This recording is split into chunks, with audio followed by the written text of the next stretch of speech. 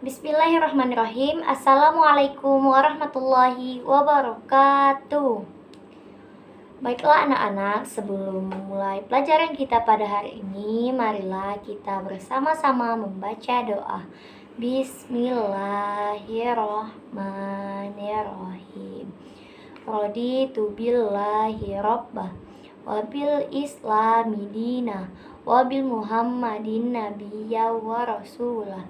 Rabbi zidni ilma warzuqni fahma birahmatika ya arhamar rahimin. Amin. Dengan membaca doa tadi, semoga ilmu yang Ibu sampaikan dapat diterapkan dan menjadi bekal kalian untuk kedepannya. Baiklah, siapa yang tidak hadir? Yang tidak hadir jangan lupa memberi keterangan ya. Dan jangan lupa menjaga kesehatan, karena di masa pandemi ini kita harus menjalani protokol yang telah ditetapkan. Yang pertama, menjaga jarak. Yang kedua, mencuci tangan. Dan yang ketiga, menjauhi tempat yang keramaian. Kemudian kita akan mempelajari tema yang akan dibahas, yaitu tentang kepemimpinan. Sebelum kita memulai, marilah kita bersama-sama menyanyikan lagu Indonesia Raya. Hiduplah Indonesia Raya, Indonesia tanah airku, tanah tumpah darahku.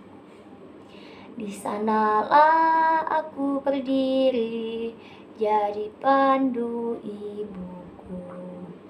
Indonesia kebangsaanku, bangsa dan tanah airku.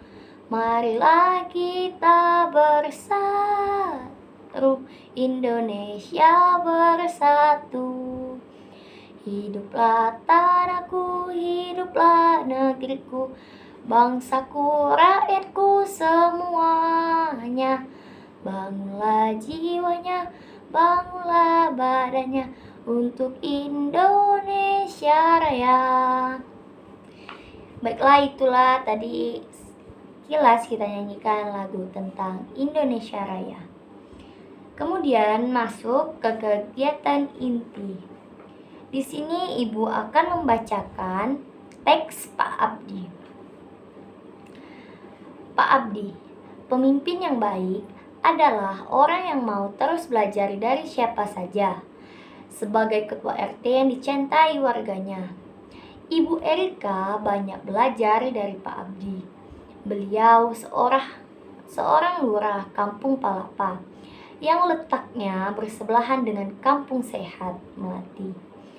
Seperti banyak orang lainnya, Ibu Erika terinspirasi atas keberhasilan Pak Abdi menggalang dana untuk menjaga kehidupan beragama dan kerukunan beragama.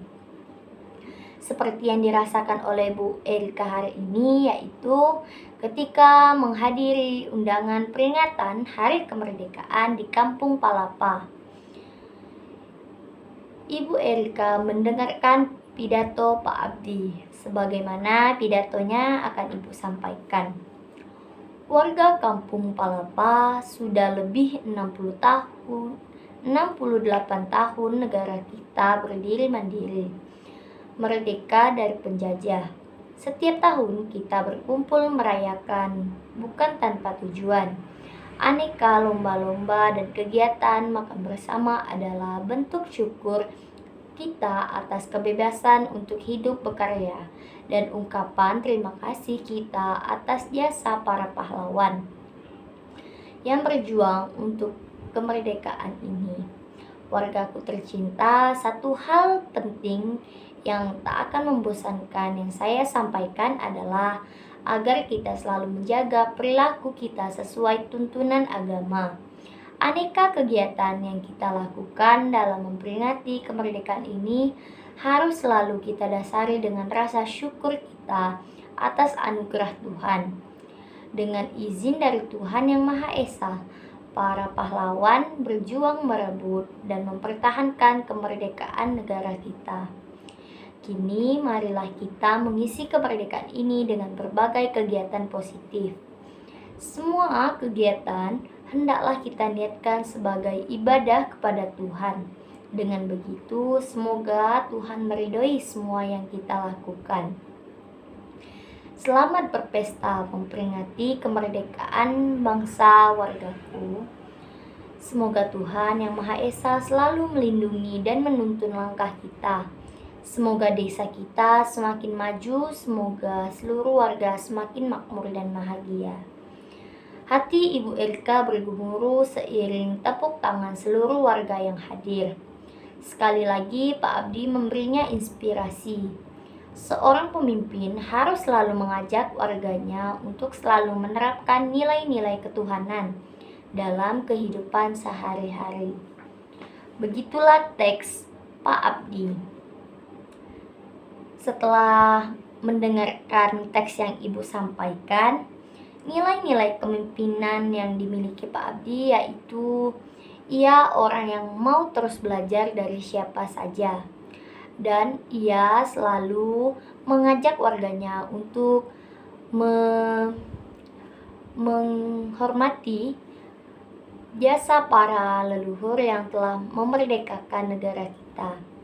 Kemudian Pak Abdi juga selalu mengharapkan ridho dari Allah sebelum memulai kegiatan yang akan ia lakukan, dan mengajak para warga untuk melakukan kegiatan berniatkan atas ridho Allah Subhanahu wa Ta'ala. Kemudian manfaat yang diperoleh dari penduduk dari program Pak Ardi yaitu semua kegiatan itu positif, diniatkan sebagai ibadah kepada Tuhan. Kemudian Pak Abdi juga memeriahkan kemerdekaan atas jasa-jasa para pahlawan. Kemudian Pak Abdi juga mengajak warganya untuk mengamalkan nilai-nilai ketuhanan dalam kehidupan. Sebagaimana Pak Abdi selalu mengucapkan rasa syukur sebanyak-banyaknya, dan Pak Abdi juga melakukan atau mengadakan lomba ataupun kegiatan-kegiatan untuk warganya. Kemudian kepemimpinan Pak Abdi yang dapat diteladani yaitu Pak Abdi adalah seorang pemimpin yang selalu mengajak warganya untuk selalu menerapkan nilai-nilai ketuhanan. Kemudian Pak Abdi juga mengajak kita agar selalu menjaga perilaku kita sesuai tuntunan agama. Pak Abdi menggalang dana untuk warga yang menjaga kehidupan dan kestabilan warga-warganya. Dan kerukunan agama Pak Abdi selalu jaga walaupun warganya terdapat perbedaan agama. Kemudian Ibu akan membacakan nilai ketuhanan yaitu di sila yang pertama. Sila Pancasila yang pertama yaitu ketuhanan yang Maha Esa. Contoh pelaksanaan nilai-nilai ketuhanan dalam kehidupan kita sehari-hari. Yang pertama, percaya dan takwa terhadap Tuhan Yang Maha Esa.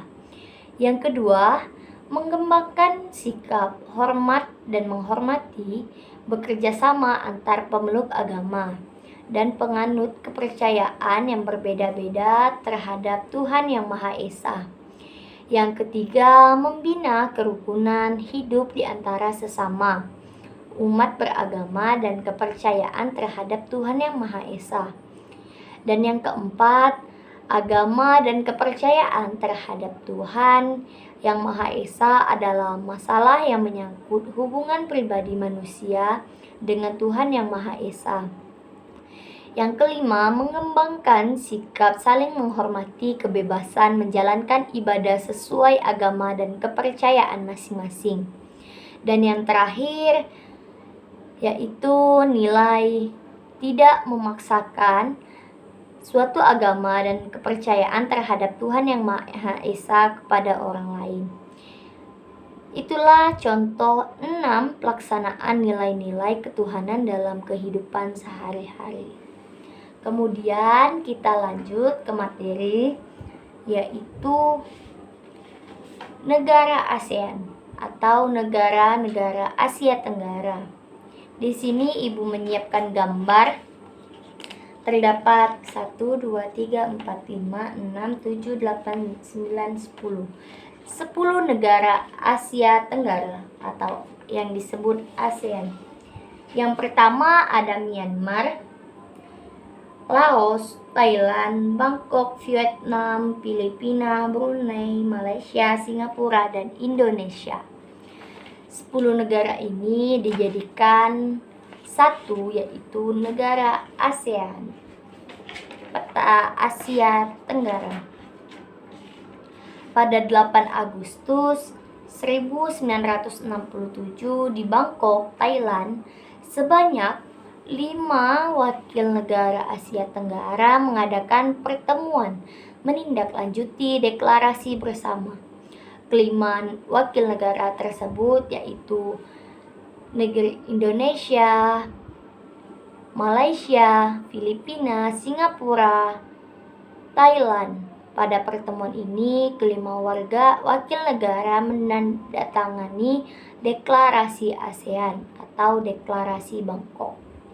Tujuan ASEAN dalam deklarasi Bangkok yaitu yang pertama, mempercepat pertumbuhan ekonomi, kemajuan sosial, dan perkembangan kebudayaan di kawasan Asia Tenggara.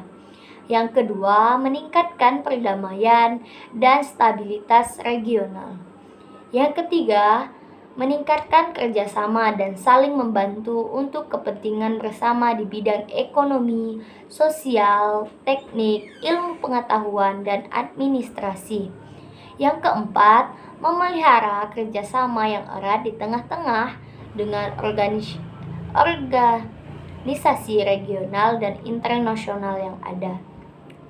Dan yang kelima, meningkatkan kerjasama untuk memajukan pendidikan, latihan, dan penelitian di kawasan Asia Tenggara. Kemudian, sumbangsih Indonesia di lingkup ASEAN sejak 1967 sampai 2017, ASEAN berkontribusi banyak bagi negara anggota. ASEAN juga semakin berkembang menjadi organisasi matang dan dinamis. Buktinya ASEAN mampu menghadapi tantangan di tingkat regional dan internasional. Keberadaan ASEAN mampu menjaga keamanan dan mencapai stabilitas di kawasan Asia Tenggara. Bahkan ASEAN berperan aktif dalam mencegah konflik antar negara di kawasan Asia Tenggara. Kemudian terdapat 4 sumbangsi Indonesia di lingkup ASEAN. Yang pertama, berperan memastikan sentralitas ASEAN. Contohnya, Indonesia memprakarsai dikeluarkannya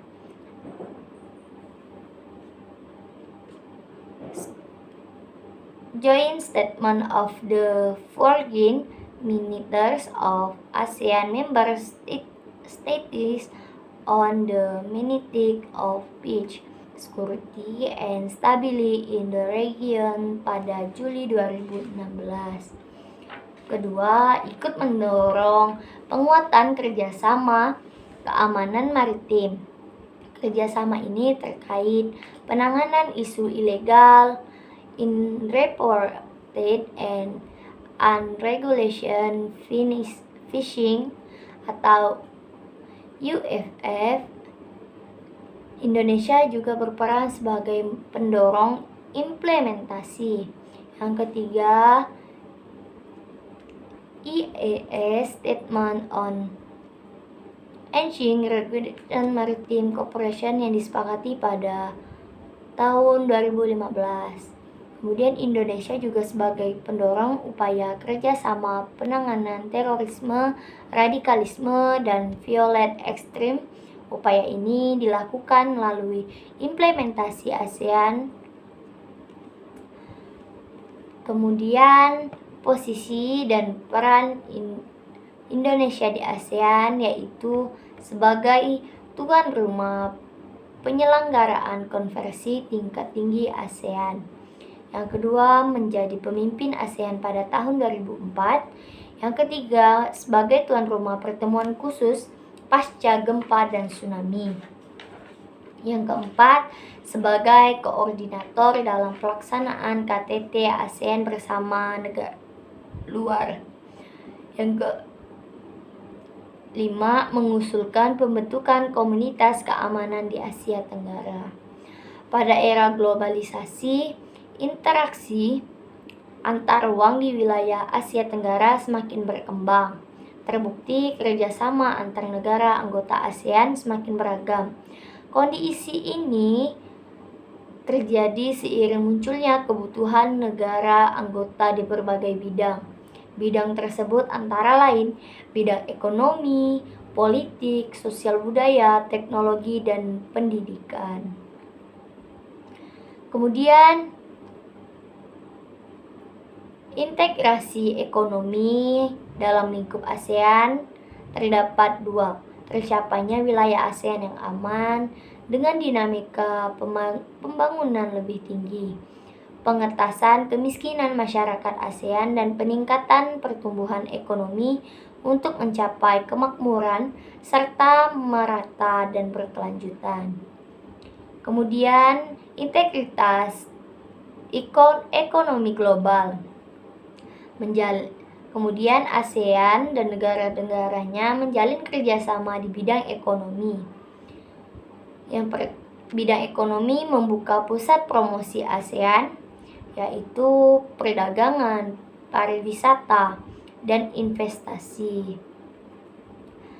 Kegiatan ekspor negara ASEAN ke Jepang. Selain itu, untuk meningkatkan jumlah investor Jepang ke negara-negara ASEAN. Kemudian sebagai negara yang menyediakan cadangan pangan, yaitu negara kita yaitu negara Indonesia bersama Malaysia, Filipina, Thailand, dan Vietnam. Kelima negara tersebut sebagai penyedia cadangan pangan. Ketiga, menjalin kerjasama di bidang perindustrian dan perdagangan. Industri yaitu pabrik pupuk di Aceh, pabrik pupuk juga di Malaysia, kemudian pabrik industri tembaga di Filipina, pabrik industri vaksin di Singapura, pabrik industri abu soda di Thailand. Kerjasama di sektor perdagangan negara ASEAN telah menandatangani sepakat untuk memfasilitasi transportasi barang di kawasan ASEAN. Kemudian negara-negara ASEAN juga menjalin kerjasama di sektor jasa. Sektor jasa tersebut antara lain angkutan udara dan laut, bisnis, konstruksi, telekomunikasi, pariwisata, keuangan, kesehatan, dan logistik. Kemudian mendukung pembentukan integritas ekonomi kawasan Asia Tenggara. Sebagai negara anggota, Indonesia mendukung terbentuknya MEA. Adanya MEA, kegiatan perekonomian di Asia Tenggara semakin berkembang. Hambatan perdagangan internasional pun semakin berkurang. Kondisi ini meningkatkan pertumbuhan ekonomi di Indonesia. Jadi materi tersebutlah Ibu sampaikan tentang ASEAN dan negara-negara yang terkait di dalam ASEAN. Bidang dan kerjasama sesama negara-negara Asia Tenggara. Kemudian, apakah ada materi yang tidak jelas? Jika tidak jelas, peserta didik diharapkan untuk menanyakan secara pribadi ke WhatsApp Ibu atau kolom komentar di bawah. Kemudian, sebelum mengakhiri pelajaran hari ini, marilah kita menyimpulkan materi yang telah Ibu sampaikan, yaitu tentang kepemimpinan. Kepemimpinan itu harus bersikap adil dan tidak harus tegas, tidak boleh memilih antara satu sama lainnya. Harus setara antara satu dengan yang lainnya. Pemimpin juga harus berani mengambil keputusan dengan bijak, dengan pemikiran yang telah disimpulkan. Kemudian, ASEAN merupakan contoh kepemimpinan, yaitu dari berbagai negara, tetapi negara-negara tersebut masih bisa untuk bekerja sama dalam sektor ekonomi, politik, industri, jasa, dan lain-lainnya. Dengan itu, kita dipimpin supaya dapat menjalani kehidupan yang adil dan makmur.